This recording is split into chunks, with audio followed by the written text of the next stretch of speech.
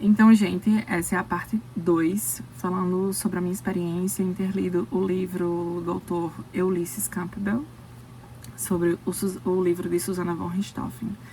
Então, nessa parte 2, eu vou dar continuidade àquilo que eu estava descrevendo. Eu parei na parte 1 falando a respeito sobre Daniel Cravinhos ter ido na faculdade de Susanna, ter ido lá demonstrar todo o amor e afeto que ele tinha por ela. E ela se sentiu totalmente lisonjeada naquele momento, por ele ter ido até lá, né, na faculdade. Mas, ao mesmo tempo, acredito eu que ela também tenha se sentido um pouco amedrontada, levando em consideração que o namorado foi na faculdade dela de forma do nada, né. Isso gerou um certo desconforto para ela, mas não foi o suficiente para que ela desse fim ao relacionamento, por exemplo.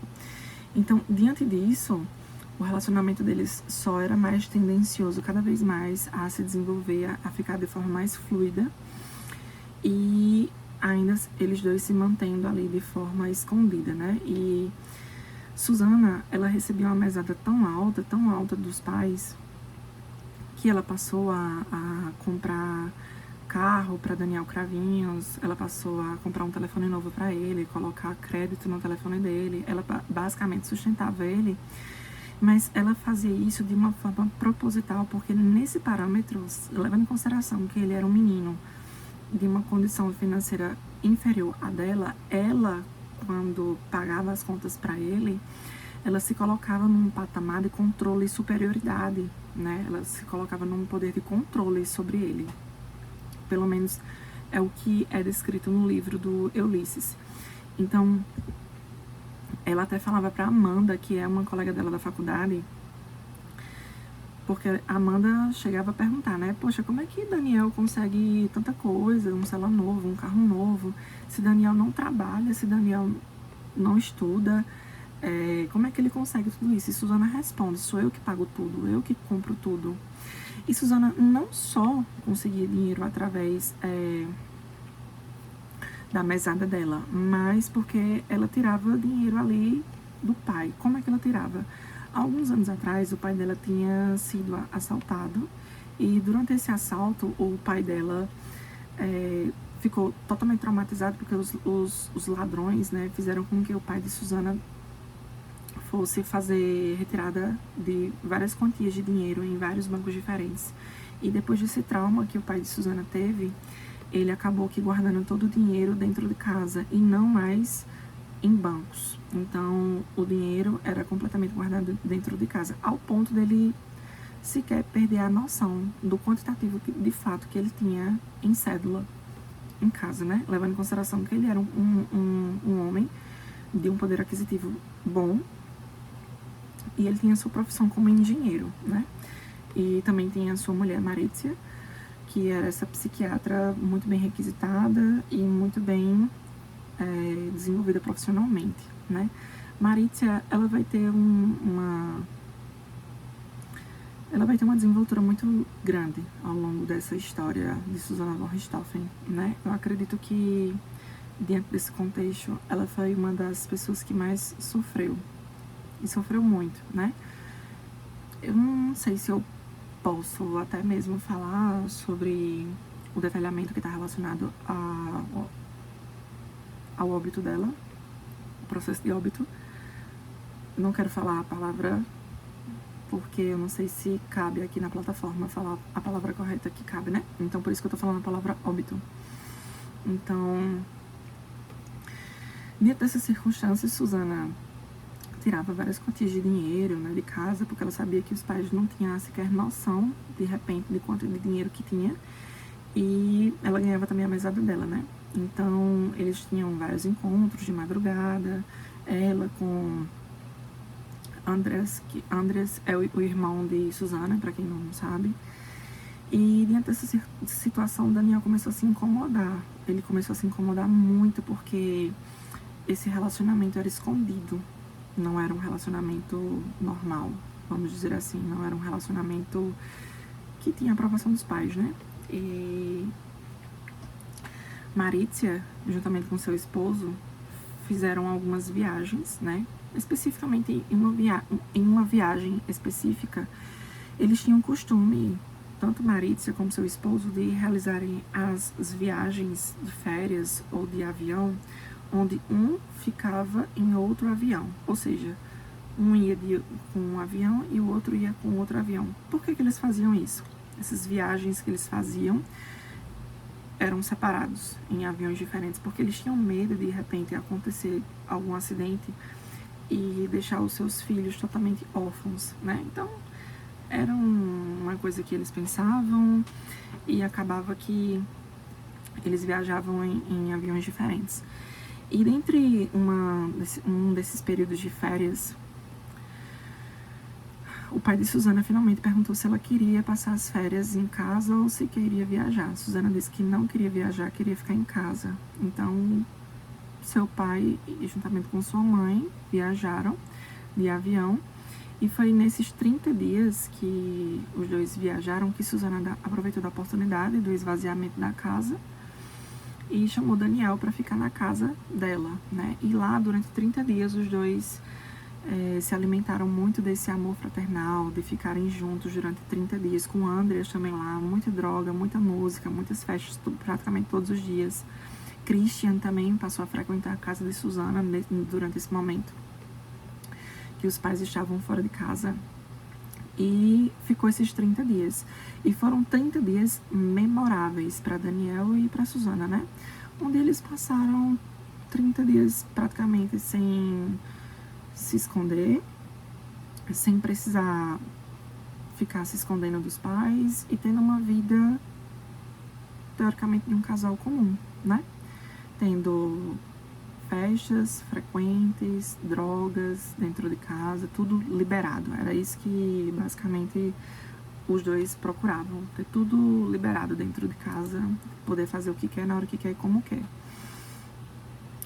Até que, de repente, um avião passa sobrevoando ali a casa de Susana enquanto tá todo mundo na piscina. E Daniel fala que como seria legal se de repente os pais de Susana estivessem naquele avião e aquele avião sofresse um acidente. Susana escutou aquilo e não falou nada. Ela ficou em silêncio. Isso é descrito no livro, que ela ficou em silêncio. Mas isso foi um ponto de partida. Através dessa fala de Daniel, acabou que fazendo com que Susana ficasse mais reflexiva e, juntamente com Daniel, pensasse, de repente, na possibilidade de como é que seria um mundo sem os pais presentes, né? Seria um mundo ideal, os dois pensaram, né? Seria um mundo onde tudo seria mais divertido, legal e sem uma pressão psicológica por tudo, né? Levando em consideração também que os pais de Susana eram pais bastante rigorosos, eram pessoas bastante que cobravam muito, né? Cobravam muito sobre educação, sobre um quantitativo de leituras, sobre estudo, sobre faculdade. Eram pessoas que cobravam muito. E vinham de uma cultura que cobravam realmente dos filhos a ter uma conduta realmente relacionada e totalmente entrelaçada aos estudos, né? Existe uma cobrança muito grande com relação a isso.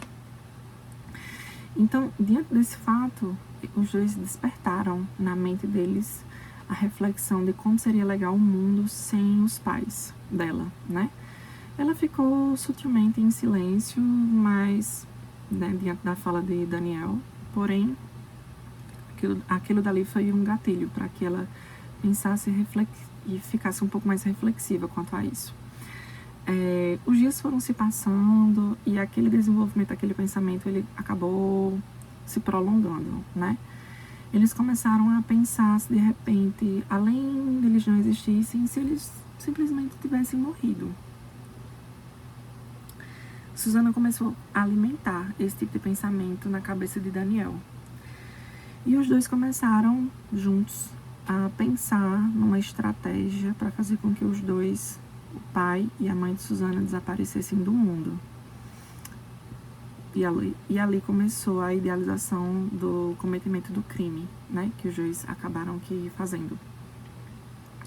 Então, o que aconteceu? Eles ficaram pensando em estratégias, como é que poderia fazer, porque a princípio Suzana, ela seria uma das pessoas que estariam completamente envolvidas diretamente no assassinato, né?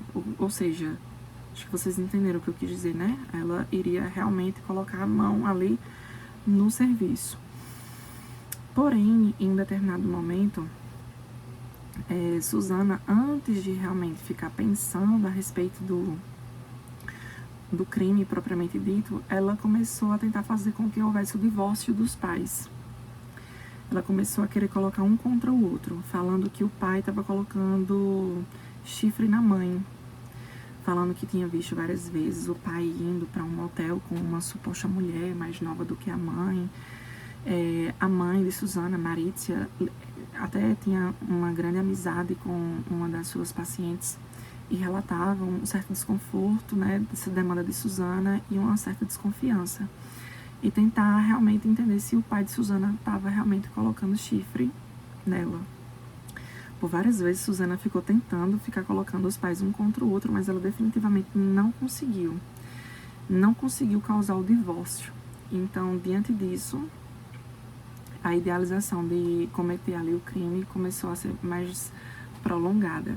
E uma dessas nuances que Marícia estava muito entristecida, sem saber se de fato seu marido estava colocando chifre nela, ela abraçou Suzana.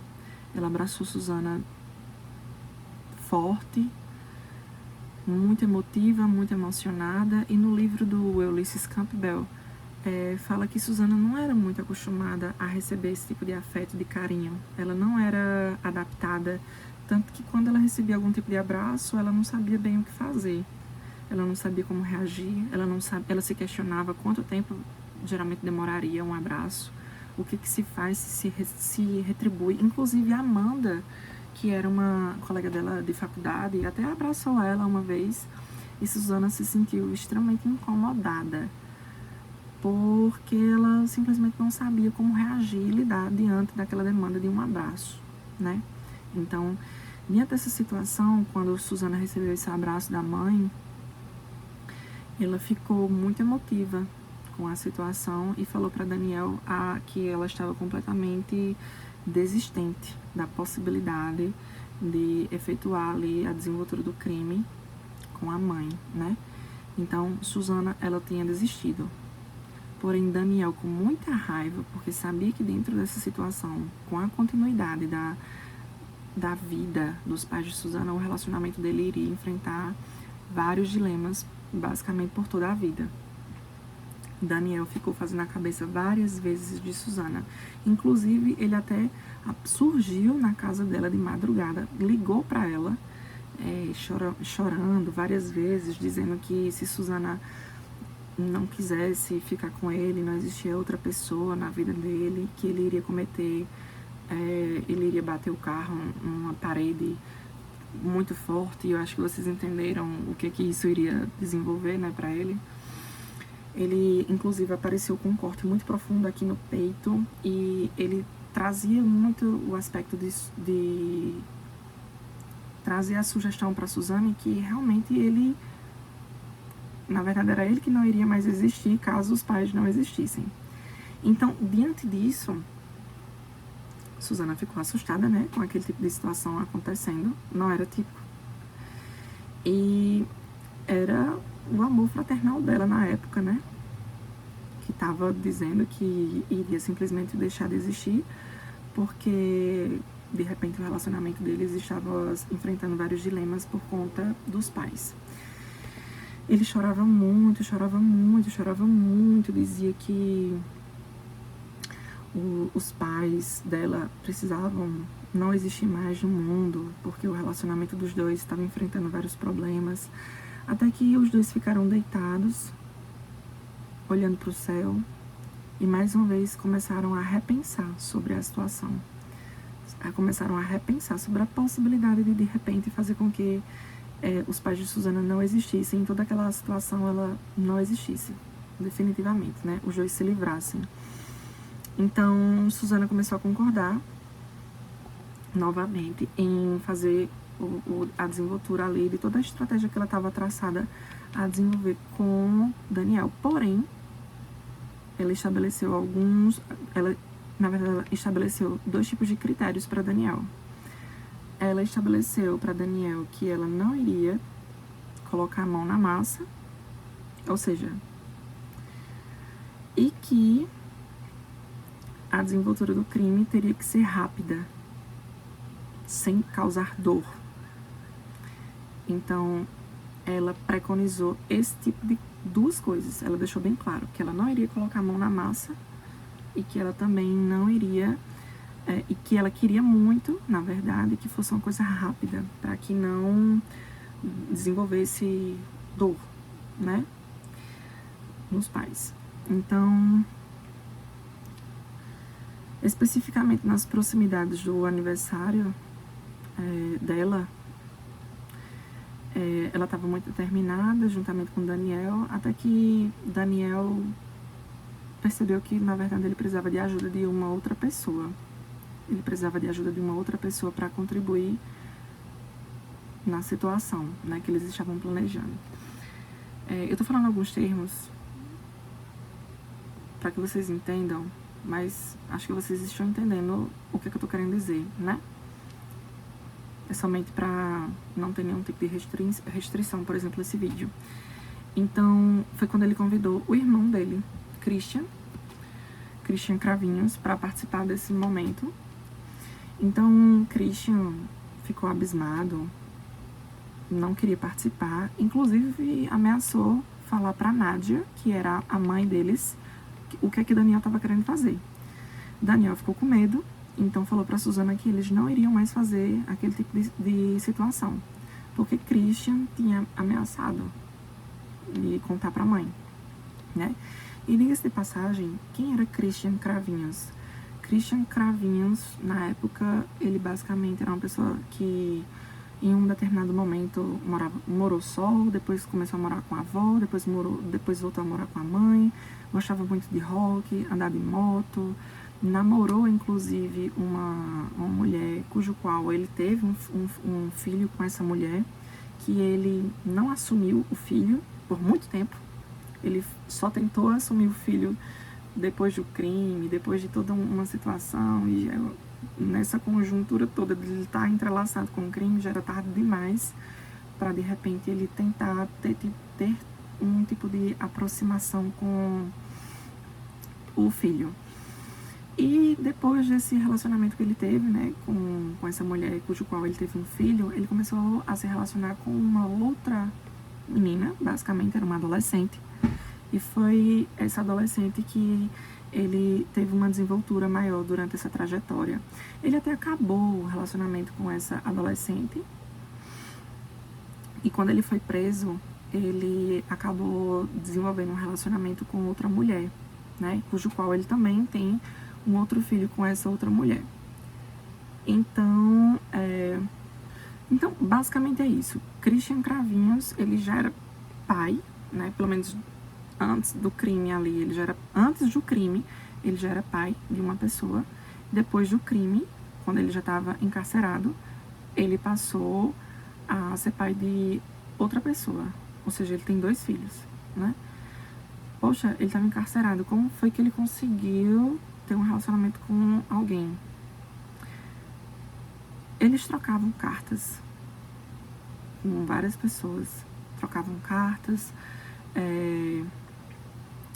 Geralmente, essas trocas de cartas acontecia entre um presídio e outro, né? Geralmente era o presídio feminino. E diga-se de passagem, entre a passagem ali das cartas, os policiais, eles liam tudo.